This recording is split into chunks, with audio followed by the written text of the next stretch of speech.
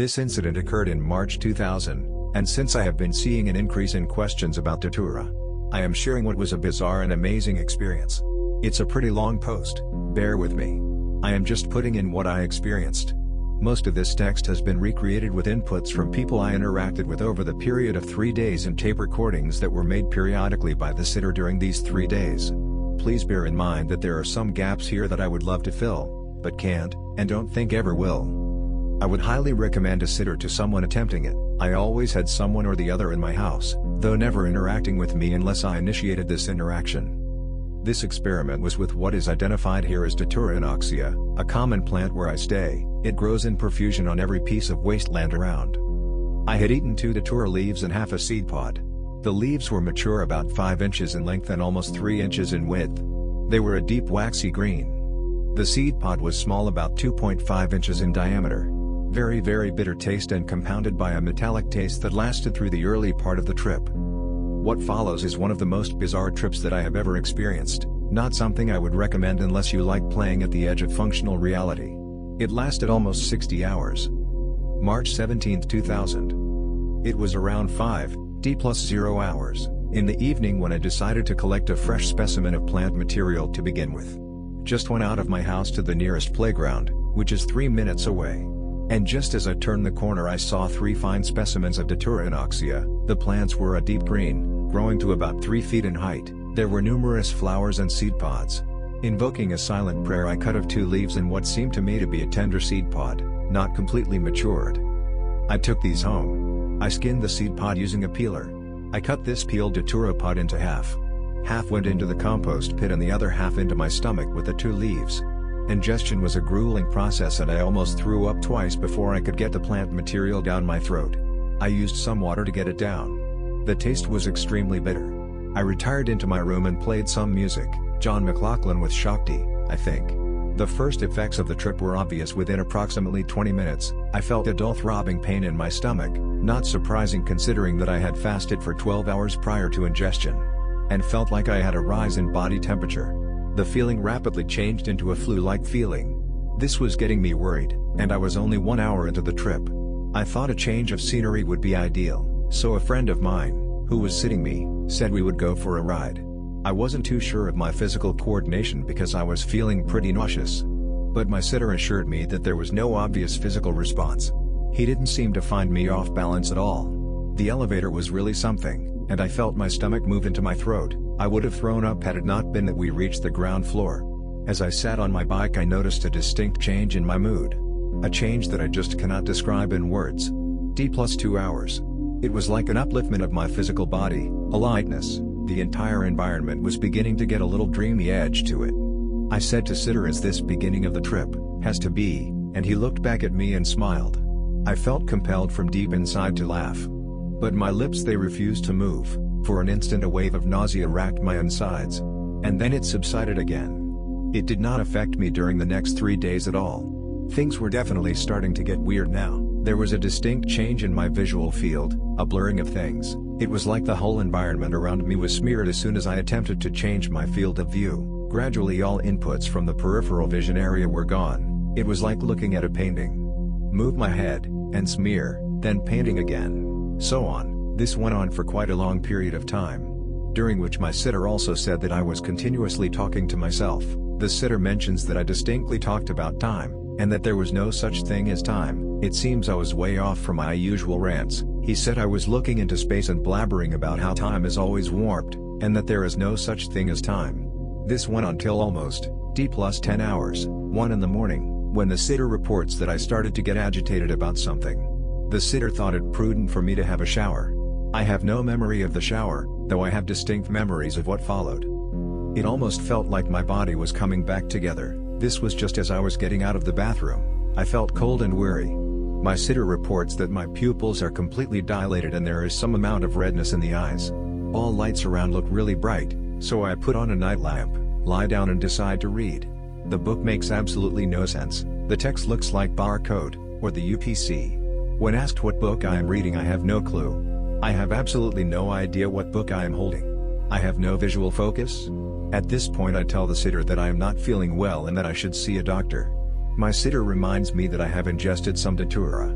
Don't seem to have a memory of that. I spend half an hour trying to convince my sitter that I haven't had any Datura, and that he must be crazy, saying I would never do Datura man. I think shrooms are the best. Writing this down, I can imagine what other people who have tripped on Datura go through. There doesn't seem to be a distinct difference in tripping and not tripping. You feel completely normal, yet you are in serious delirium and blabbering about all sorts of things.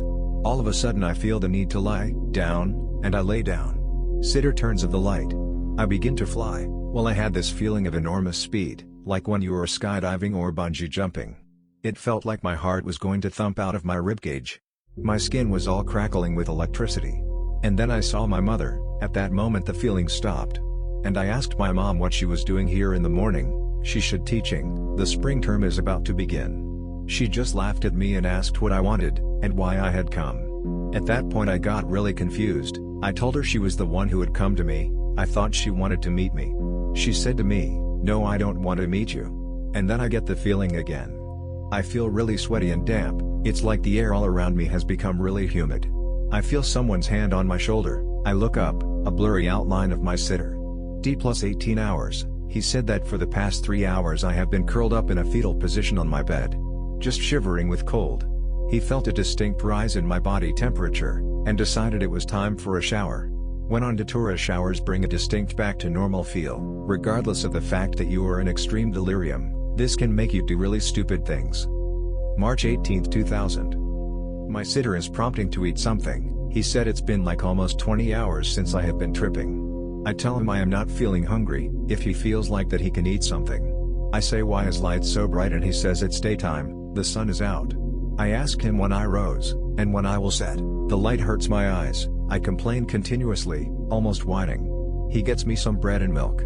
Suddenly I say I am hungry and wolf down 4 slices of bread and swallow the milk. Strange, normally I hate milk. I have puked all over the table and have shit in my pants. My sitter has changed, and I have no clue where I am and who I am. There is darkness everywhere I look. There was no nausea and I puked everything out, and my rectum has voided. D+31 hours. No nausea, just a puke, and all shit out, almost like a purge. At this point I say out loud, "Are you think I'm dead? Cause I think so, and I am not feeling so great, can we call a doctor?" Again my sitter from now reminds me that I am tripping on Datura.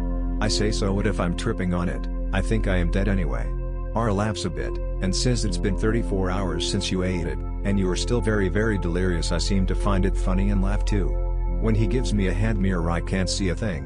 And say it isn't a mirror, just a dumb piece of plastic. He says it's my girlfriend's compact, she had left it behind. I say I don't have a girlfriend. If you ever read this, I love you. I don't remember any of what follows, so it's a rough reconstruction. March 19, 2000. I curled up in my bed, was talking to myself for hours together, urinated in bed 2 times. Lacked any sense of place and time. And R reports that my body had become flushed, where the skin get all red, like when you blush. Seems towards the end of day 2, I was no longer agitated. I wanted to read a book, but still couldn't. I keep complaining about my inability to read. R says he will put on some music. Plays something on the CD player. D+40 hours, I can't hear a thing. He says it's the doors, and I say it sounds like he is playing back some kind of sound frequency. I talk animatedly about how I can fly when I close my eyes. R says, "Why don't you relax and try to fly?"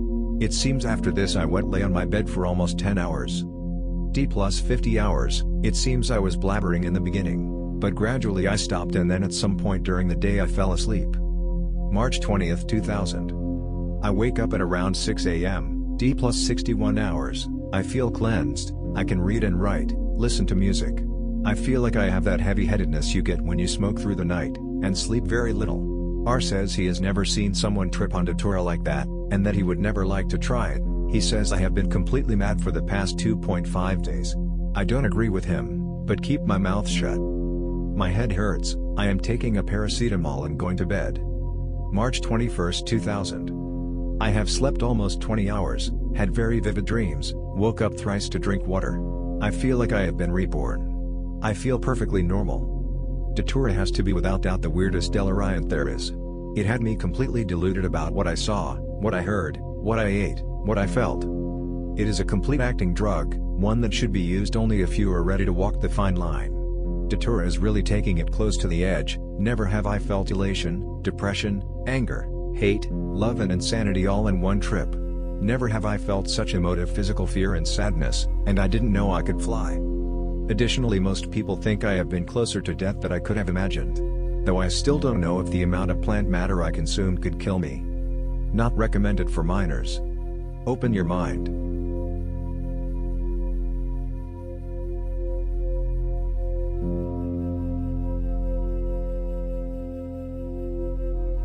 I have done my fair share of psychedelics in my day, but nothing I have ever tried, or imagined, could possibly compare to the visions of Datura. After reading the book, Fear and Loathing in Las Vegas by Hunter S. Thompson, I knew I had to try it. The lawyer in the book told of an experience with the infamous Jimson weed, and at that point I thought I could add a tally to my list of psychedelic substances I have experienced. Let me just say now that Datura is by far the most intense thing I have ever had. I live in a pretty nice neighborhood. There is a forest behind my house, so when I heard that it grows wild in the US I decided to go out hunting. It wasn't long before I was pleasantly surprised to find a nice group of the weeds. I had been through these woods a lot, mostly smoking pot with my friends, and was astounded to know I had walked by these plants so many times without ever knowing their worth. Anyway, I took 3 of the seed pods, the strongest part, or so I'm told, back to my house. Later that night I told my friend to come over and that I had a surprise for him. When he got over he was astounded at my bounty. He, like me, had also heard of Datura's supernatural powers. We decided to do it the following night over at his apartment. I still live with my parents, bummer, so about 6 o'clock at night we decided we were tired of waiting and to get this party started. We cracked open the pods and scooped out the seeds. I was disappointed that there weren't any black mature seeds, and for a moment I wondered if this was the right plant I had gotten. But I got over that quick, telling myself if it wasn't the right plant it wouldn't do anything at all. So we took about 2 pods worth of seeds and pulverized them in a mortar and pestle until we ended up with a bowl of the stuff, so we each decided to take a teaspoonful. We downed the quite nasty tasting semi-powder with a half glass of water. 5 minutes later we decided to take another teaspoon each, fearing it wouldn't be enough. About 25 minutes later I started to feel strange, not like I was building to a peak, but a genuinely strange and inexplicable feeling. I remember laying down and feeling kind of tired and then going up to go outside. I needed to get to the plants, I wanted to look at them very badly. My friend stopped me from leaving, I think, because I ended up sitting down on the floor. I remember thinking about a sandwich I had eaten the day before that I left in my friend's fridge, but then I remembered I had not eaten a sandwich at all, and if I had eaten it, it sure as hell wouldn't be in my friend's fridge. I remember things were strange but didn't feel strange. I looked up and the sky was as blue as could be, but then dark clouds filled the sky and lightning started flashing in the sky. A woman's face appeared to me and I knew it was her. The plants were an extension of her life force. She was calling for me. I tried to run, but then I was back in my friend's apartment, sitting on the floor. I tried to get up. I needed to see the plants, I needed to do something or else she would have my soul. I remember walking towards the door but not making it there. I would always forget what I was doing, and then when I got there was no door at all. I felt trapped. I needed to get out. I looked over and my friend was lying down on the couch with his eyes closed. I remember wondering if he was dead, and then I started to see his hair and fingernails grow really long. He appeared very old to me, and then I saw what was happening. She was taking him. I saw his eyes flash open just then and it was normal again. I remember asking myself where my cigarettes were. Just then there was a knock at the door. It was my girlfriend wondering where I was. She had brought 3 friends with her, all people I had went to school with in earlier years and had moved away. This did not seem odd to me at the time. I invited them in and we started talking about something. I can't remember exactly what. I reached in my pocket for a lighter, light a cig my girl had given me, but when I looked up they were gone. I mean vanished. The odd thing was I still had the cigarette. I shrugged this off and tried to light the cigarette, but every time I tried the lighter wasn't working right or I'd forget what I was doing. I reached over to pet my dog, which is strange considering my dog died when I was 12. I don't remember much after this except lying down on the floor and wondering if I would wake up with my soul still mine. I woke up still feeling weird, but it was manageable. Things were still where I put them 10 minutes later, but my eyes were fucked up for about a week after. I conversed with my friend who had told me he had never been asleep at all. Pretty weird. All in all, an amazing substance, but not for beginners, or even some of the more experienced, only for those who want to be able to say they've seen everything.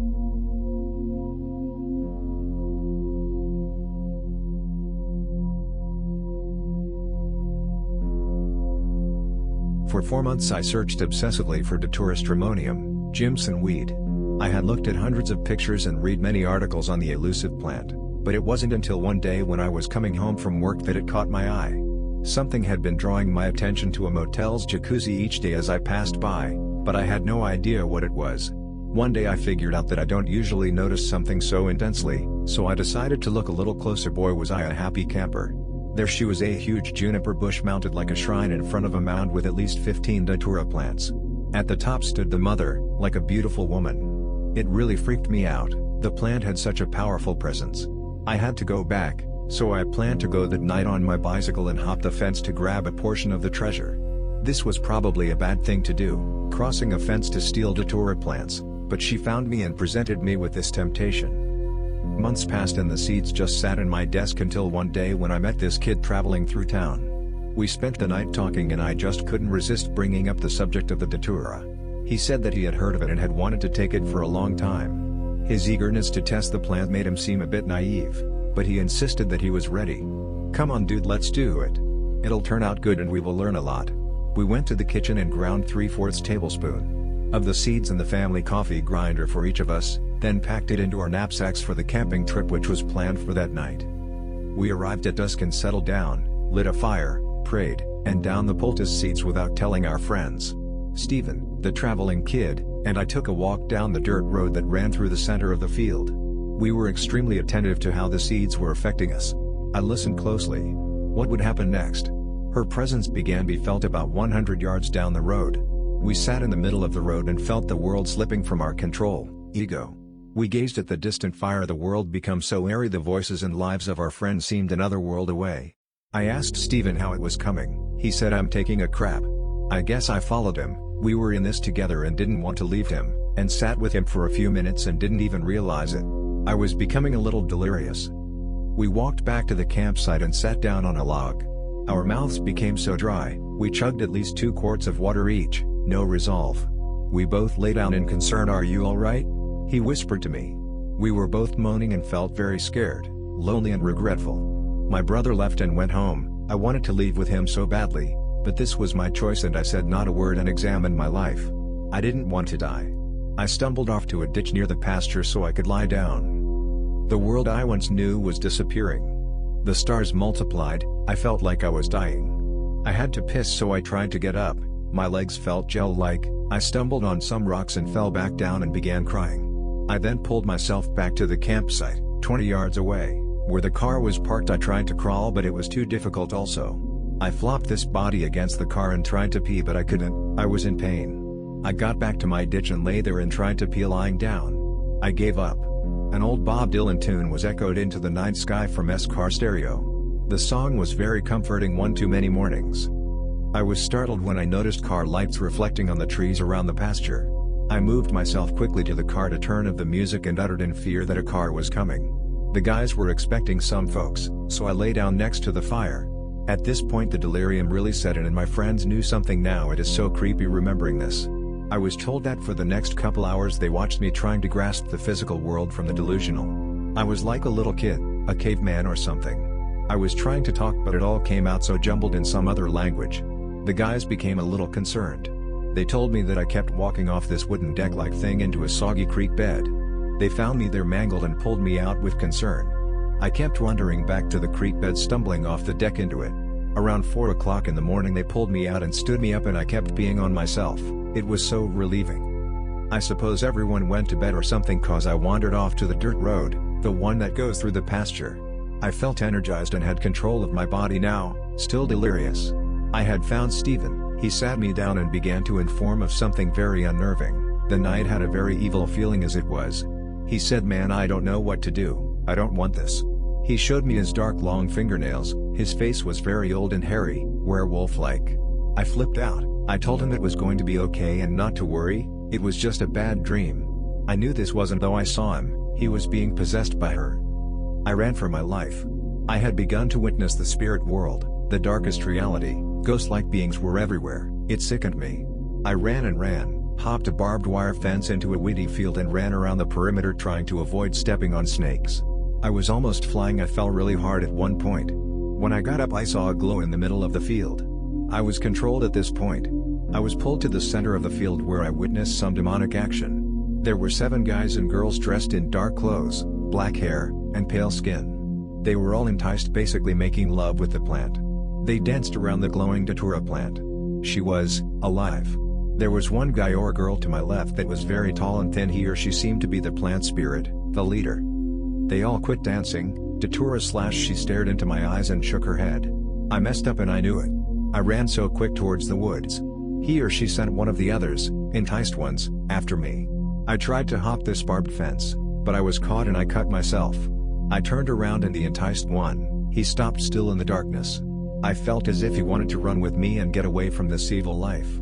I said, "Come on dude, let's go. She'll kill you, come on." He stopped, and it was as if something forced him to shake his head saying no, no. I hopped the wire and ran up the hill, tore through vines, briar, just tearing through. I leapt down the other side. Something stopped me and pulled my head up towards the ridge. There was the Temptress, and she was after my life. She was capable of transformation and teleportation. I was so scared. I tore through the woods. I had to avoid 2 black jaguars. It was her. She is so tricky and evil. I came to the highway and it was about dawn at this point. I kept running from her. She was so tricky. She had this power to dissipate, bow into the side of the road and just vanish, leaving only slightly noticeable energy particles. She could move about so quickly like this. I spent the next hour running in terror. I had to prove my strength and that I wasn't going to give in. She would offer me things like power and drugs, girls, etc. She sat on top of a road sign with her or his legs crossed behind. What does this say? She tested my strength to the end. So wicked. I remember running. Cars were swerving in order to avoid me. I guess I was in the road. I didn't dare go into the woods. They had too much power in the darker areas. I could hear their evil laughter in the distance. She or he would bow into the ground every time a car would come around the corner. I was so scared and tired. I didn't know where I was, but I had to get out of there quickly. I tried signaling to the traffic that they were trying to get me. A lady pulled over and told me to get in. She knew something was wrong. I was too confused. She said she took me to a sheriff's station in another town. It turned out she was a psychologist. She spotted the terror. Most folks don't pick up crazed people. I was extremely blessed. I went to the station. She told the sheriff that I was confused and seemed very disturbed. I told the cop that I was being followed by evil kids that wanted to sacrifice me. He asked me if I had done any drugs. I said no because it was real. I had forgotten about the Datura and only remembered the cannabis leaf I smoked the day before. Besides, he wouldn't have believed me if I told him that I did. But he knew. They called my mother and brother. They came and got me. The plant left me with strange powers that I was soon to lose as I came down. By the way, I was informed that the cops went to check out that area. They actually looked in the cult members in the physical world. It was very kind of them. The plant is a very useful teacher, but also deadly. I don't know that it is worth the risk. I was so dehydrated my tonsils were bleeding. A cop came in and poured me a styrofoam cup of water. It was the best. I savored every drop. I dropped the cup of water on the floor. When I looked down, it was gone. There are many delusional things that happen also. It may be hard to distinguish the true lessons from the effects of poisoning. I got home, drank some water, took a long rest. It left me very lonely for months. My eyes were unable to focus for the following week. I went to my friend's house the next day. I had to find out what happened. Before describing anything on my part, he told me what he witnessed at the campsite. He was sober. He said he witnessed Stephen, the other induced one, become real old looking. He was hairy like a dog and it was clear, he said. He described exactly what happened to him and what I witnessed. The following week I went to the library to research more about Datura. A book read that it is common to have dreams involving lycanthropy, turning of man to wolf. How bizarre. This freaked me out. Please don't take this with a grain of salt or as an entertaining story. It was such a nightmare. I felt so lonely for so long, still recovering a year later. I must inform people of the deadliness of the Datura. She will trick you into death. And if you die, you may have more problems than just a dead body. She will have weakened you to the point of surrendering your soul to her. Watch out and please take much precaution, brothers, sisters.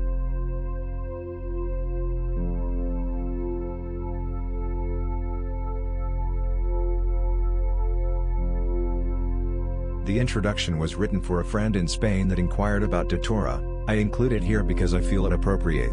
See, I was like you before Datura. I felt I had something to prove, and I took drugs to prove that something. I rampaged through that path of self-destruction, the very path you stand on now. I am not like you now. I no longer take drugs to prove anything, I take them for enjoyment.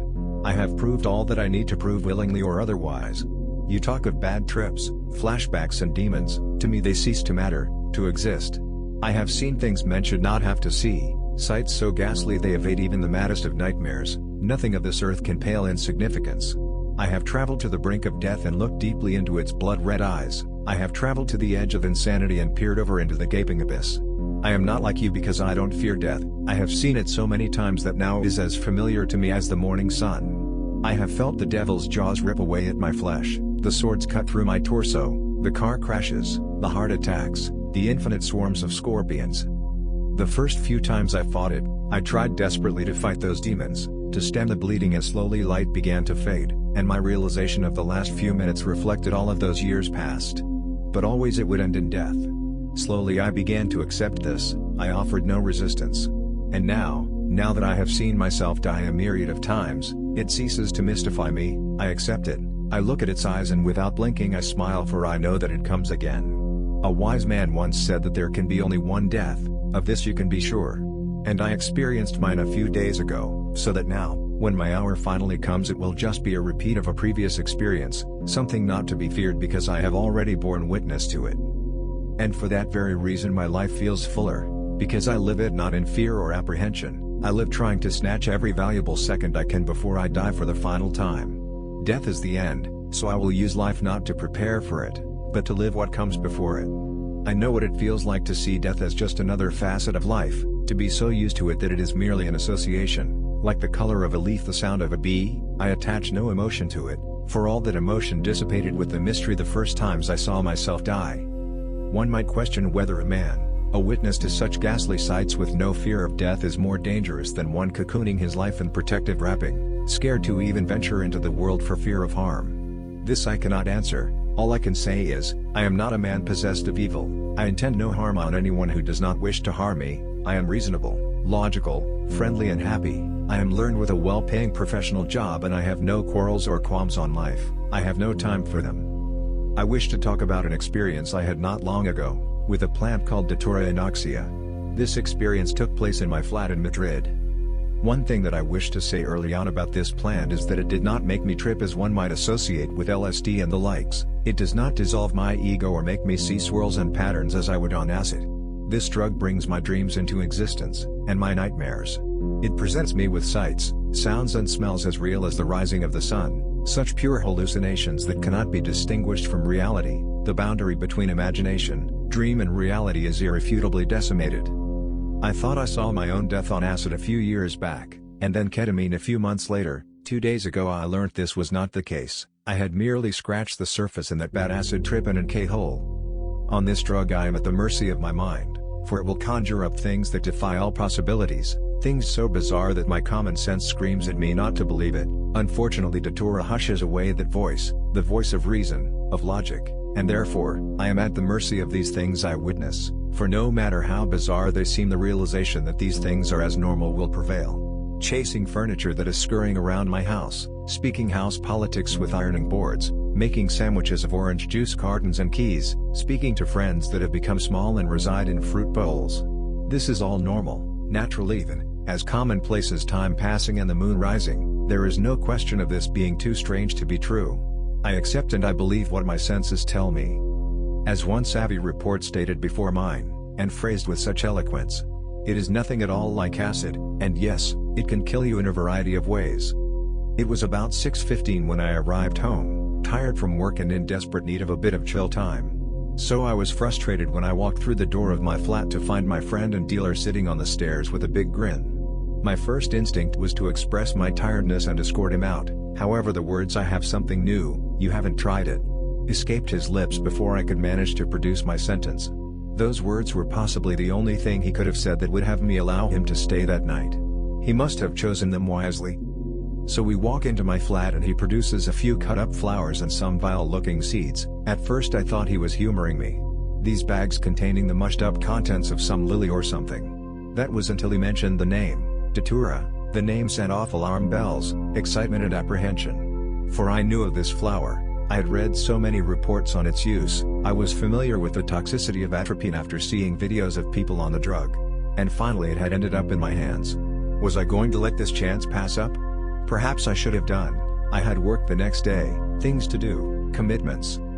But no, I immediately took the contents of the flour bag, made a tea, ate a teaspoon of seeds, drank the foul-tasting concoction, trying my best not to gag, and then got changed out of my suit. On reflection, I think this may have been the appropriate time to call into work sick. However, I thought I could probably manage to go into work the next day, as I had not had very much, even in spite of the varying levels of toxic alkaloids found from plant to plant. On reflection, I have to say, ha ha ha. Ed you knob. Ahem.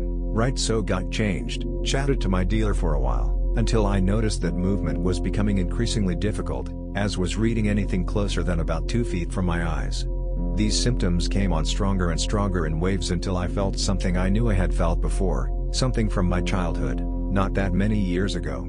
I felt exactly as I did when I caught a mild strain of yellow fever. I was extremely hot, extremely dry mouth and sinuses, clammy, my heart was pounding rapidly and I did not feel at all comfortable.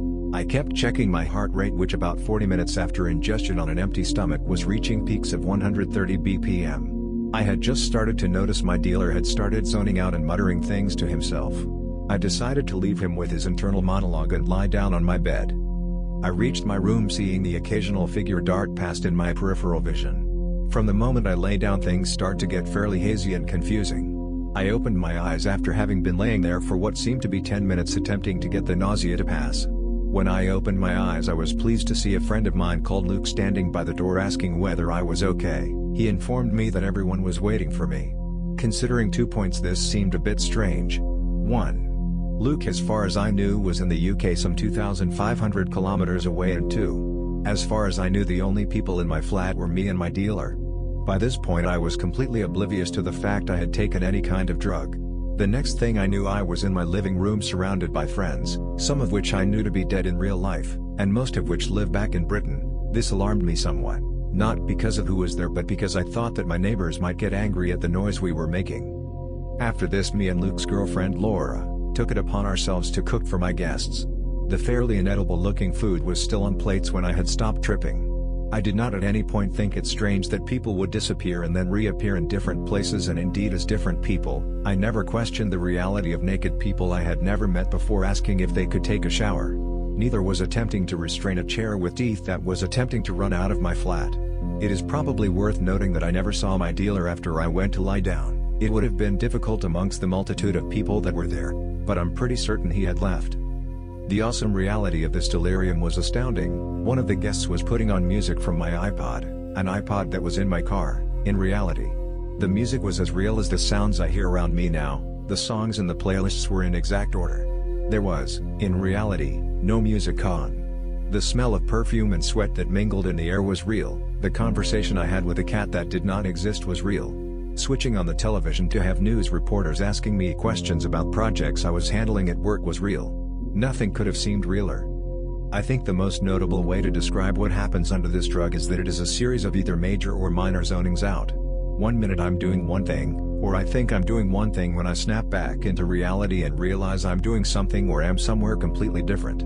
It's like a slow oscillating wave constantly shifting from one reality to another one. I would think I was making a sandwich from ham and bread, only to find myself trying to bite a chunk out of a squashed empty orange carton with a set of house keys neatly placed on top. I would think that I was smoking, then realize I had no cigarette in my hand, thus leading me to think I had dropped it, then searching and finding no cigarette. All these things, rather than seeming odd or scary, were more annoying than anything else. That night I saw Vietnamese communists hiding in sinks but somehow appearing real size, like as if the whole size ratio was completely muddled up. It is so hard to explain once sober, because things that are not physically possible and cannot happen in real life seem perfectly normal. I remember trying to get out of my house after having an argument with my sofa, banging on the door only to zone back into me banging on the bedroom wall, on the other side of the house. At some point this trip turned very dark. Some things I won't discuss here, however I will give you one example that caught me off guard. The floor started teeming with venomous insects. Spiders far too large to be real, literally with bodies the size of car tires, started descending from what appeared to be holes in the roof. The thing that I remember best was the clarity of their features, a hard and shiny shell with a neon blue motif on their backs, clear defined segments and legs with hairs sprouting off them that looked like razor wire.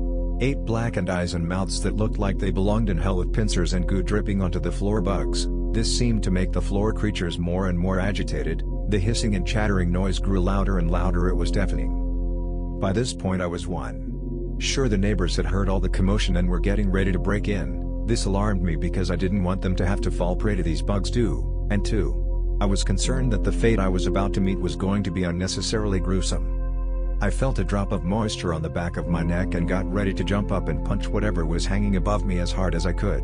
Then suddenly I felt a stab on the back of my neck, almost like a kitchen knife but warmer. I jumped up trying to grab hold of the leg that was on my neck, and at that moment I zoned back in again and found myself jumping in an empty room. I laughed at how stupid I was being and for good measure checked for bugs under the sofa. I think it's at this point that I threw up. On the floor. I hastily tried to clean it up. I remember starting, but then the next memory I have is of being mid-sentence in the bathroom but not remembering who or what I was speaking to, and having a terrible sense that I had forgotten something terribly important. Then I zoned back in on the sofa again, gagging on something that would later prove to be ice. I had at some point in the night got ice to alleviate the dry mouth, something that worked well until I zoned back in and nearly choked on it. I think this was my last full zoning out. After this I had minor hallucinations but nothing that took me fully out of sync, like to another place. I would imagine objects such as reading the newspaper, then I would get distracted and it would disappear. I remember speaking with my mother on the phone a few times. I have left my mobile at work and we have no landline. These effects slowly diminished until I fell into a restless sleep. I awoke still slightly hallucinating, thinking I was doing things which I wasn't or vice versa. My vision is still very sketchy some 2 days later and the effects lasted a good 26 hours. A bad trip on acid is like a day out in the park compared to a bad trip on this. On this it is comparable but much worse, to every one of my worst nightmares being unleashed into my reality and not being able to do anything about it.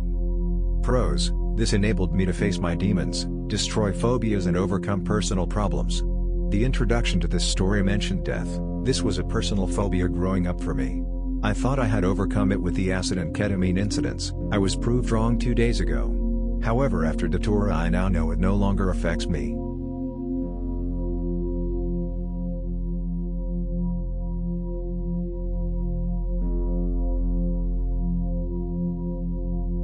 I am in my mid-30s and have tried many different things in my time: LSD, mescaline, mushrooms, etc. I would call myself experienced with hallucinogenic, which were always fun for me, especially when I was younger.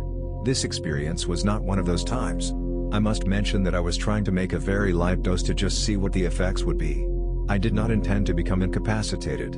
Although I tried to document my experience exactly, I soon realized this was an impossibility. Here is what I do know. 11 a.m. I boiled exactly 10 leaves about 6 to 8 inches long in 8 cups of water for 10 minutes. This was the first time with this plant and I didn't want to overdo it. I took it off the burner and let it steep for a few minutes. As that was cooling I made a pitcher of really sweet tea from concentrated dry tea mix. Then I filled 20-ounce glass with ice and filled the cup halfway with tea.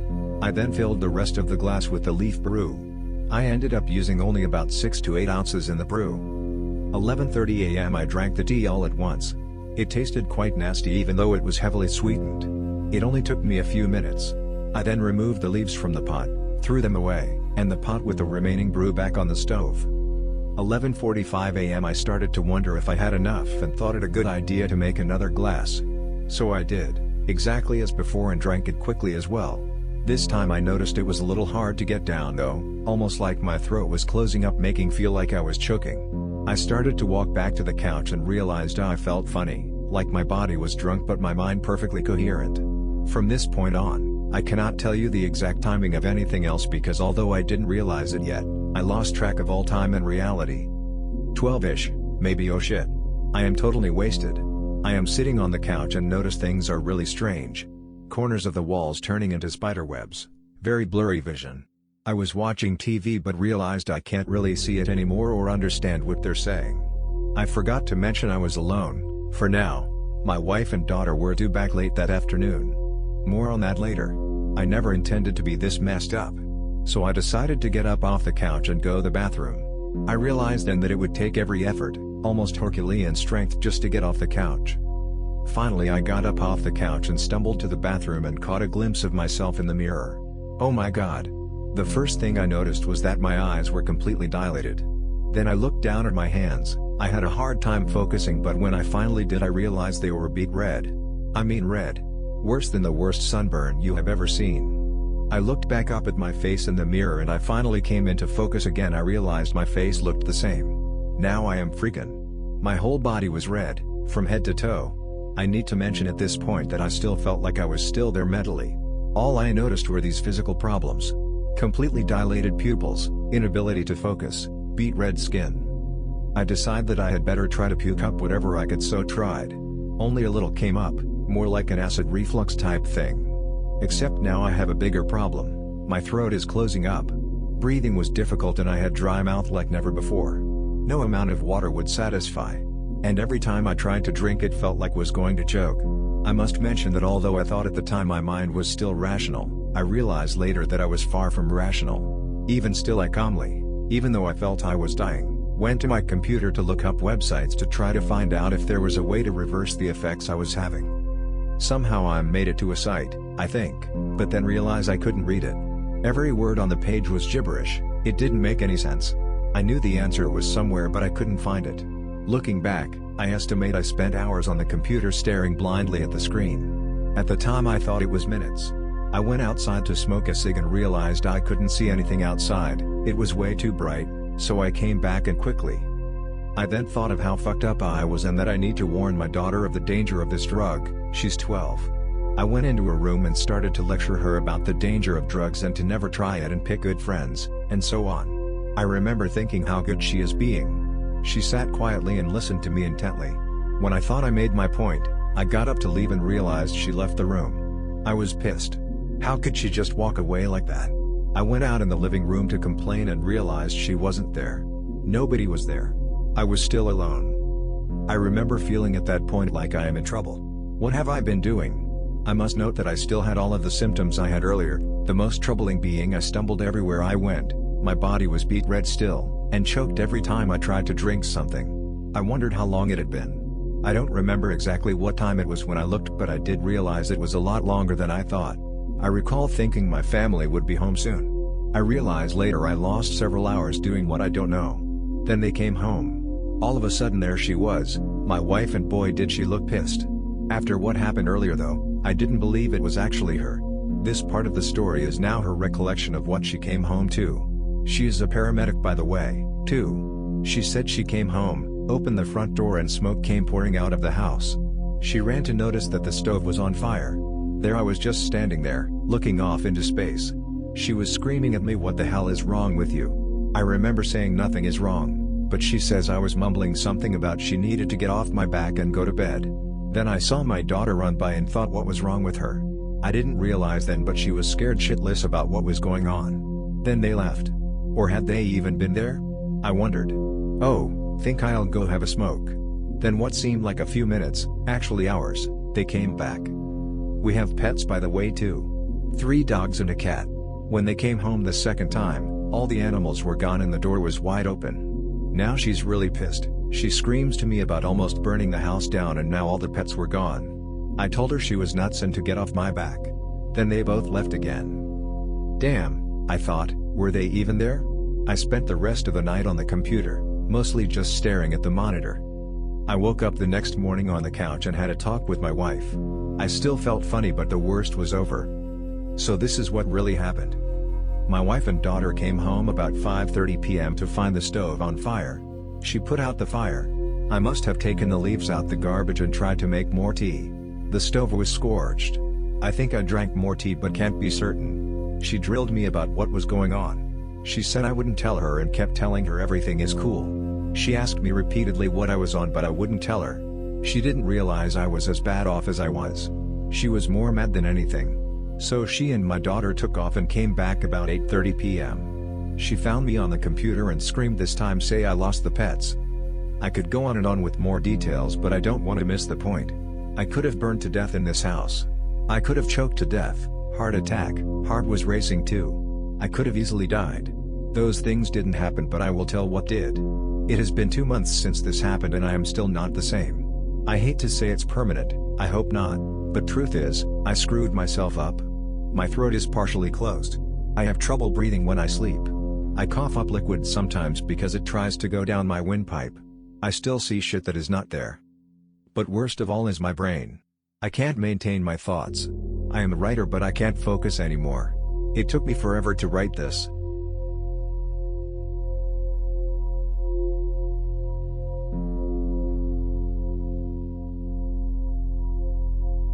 Four of us, me, my boyfriend Ricky, Bevan and Jeff, were staying at a beach house in a relatively remote location on the west coast of New Zealand. We'd spent the entire day sleeping, chilling, running round, and carving the beautiful blue waves, so we decided what better way to end the day than with a nice sesh on the porch.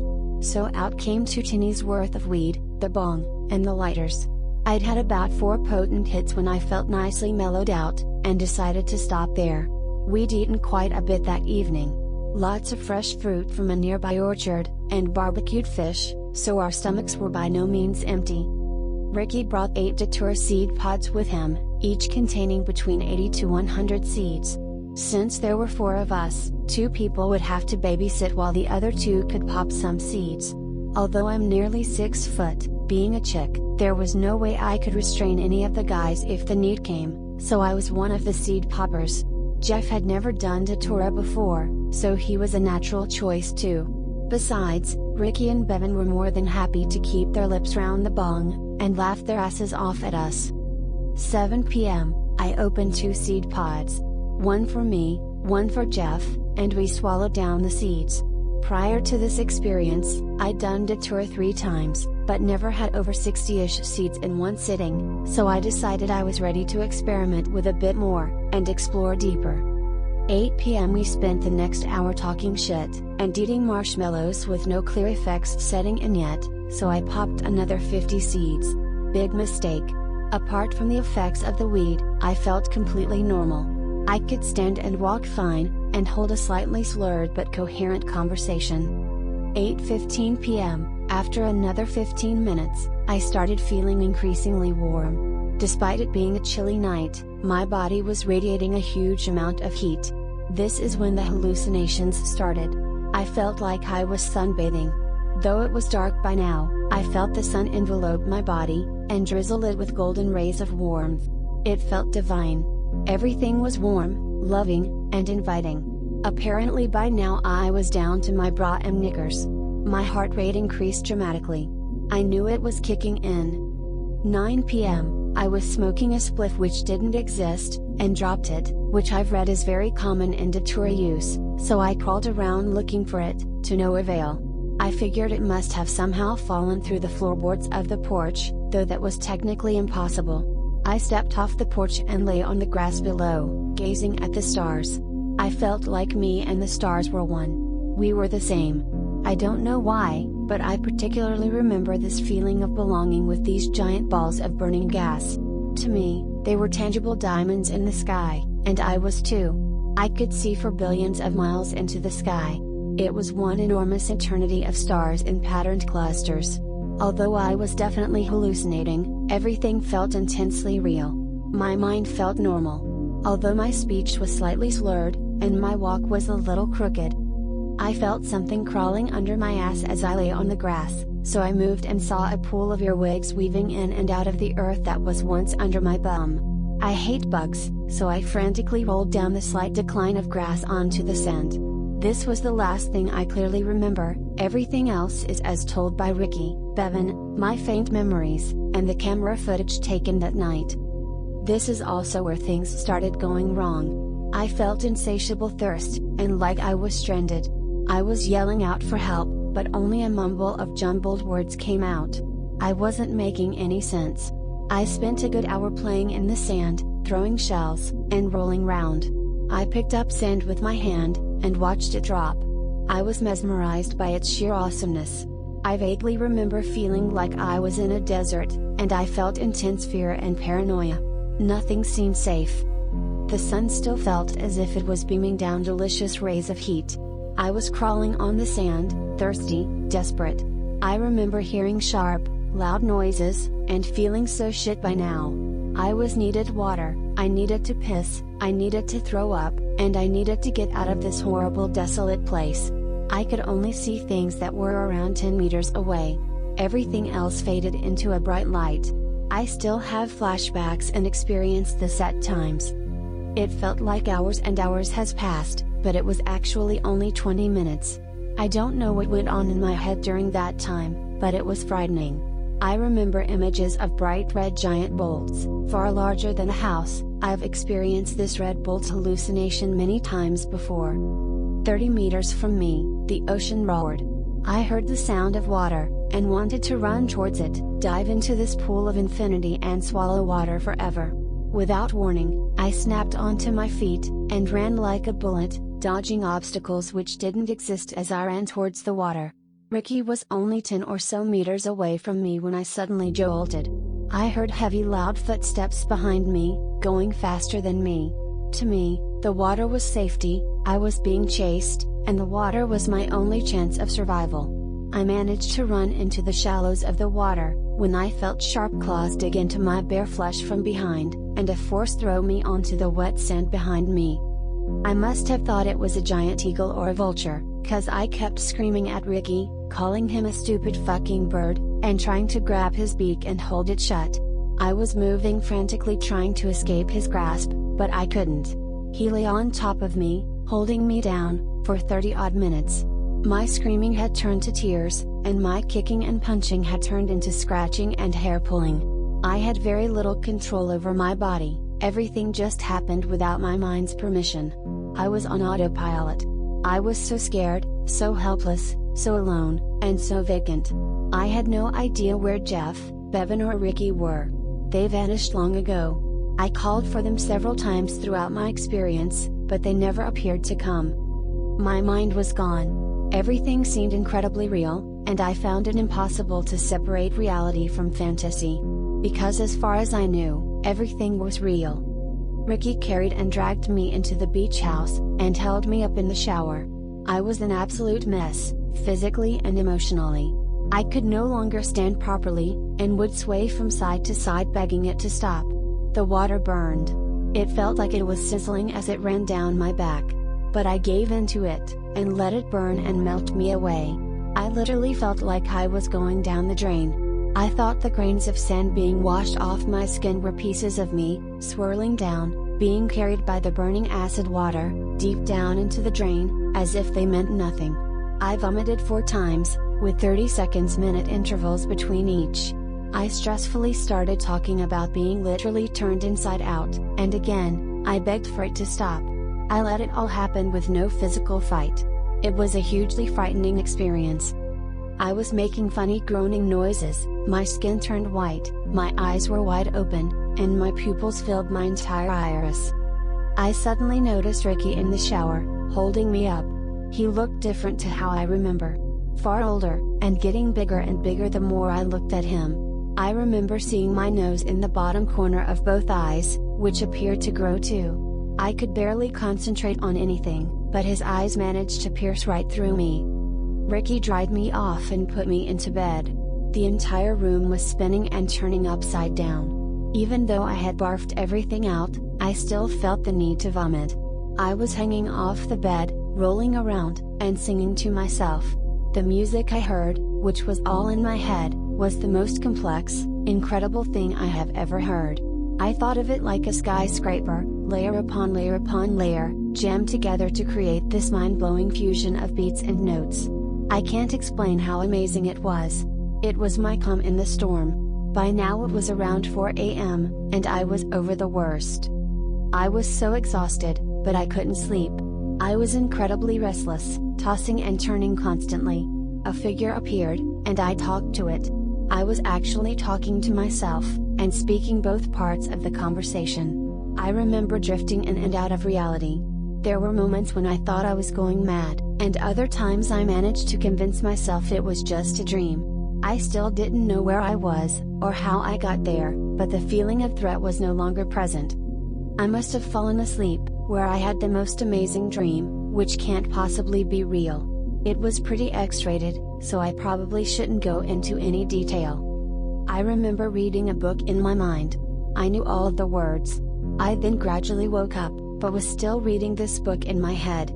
I had massive cuts and bruises all over my body, which were actually just minor scrapes. So yes, I was still having hallucinations. I remember everything which happened from here on out. I somehow managed to believe my mouth was on my forehead, so when I tried to drink a glass of water, it all poured down my face. I would drift in and out of reality and imagination every so often, but by now, I knew things I saw weren't real. The rest of the story is fairly boring and uneventful, but the main effects of the Datura lasted around 24 hours. I had difficulty understanding basic things, yet I could understand incredibly complex things in my head. Even now, 2 months after, I sometimes still see everything around me fade into a white light. As I said earlier, I've experimented with Datura before, but this was the first and last time I'll have 150 seeds. I'd enjoyed it in the past, but I definitely won't be doing it ever again. Although my account of what happened may not sound so scary to the reader, I cannot emphasize enough how truly frightening this experience was. I felt so incredibly shit throughout the experience and for a day or two after. Not only had I managed to make a total ass out of myself, I could have very easily drowned as well. In the past I have also done LSD several times. The thing that I both love and hate about Datura, is that I really couldn't separate reality from hallucinations. However, on acid, I knew I was seeing things that didn't exist. I'll definitely take acid again, but I'll never swallow another Datura seed in my life.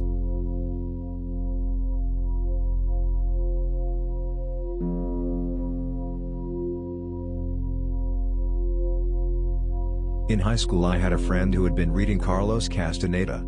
Carlos wrote about the Yaqui shaman Don Juan Matus, who would access the spirit world by ingesting peyote, Datura, etc.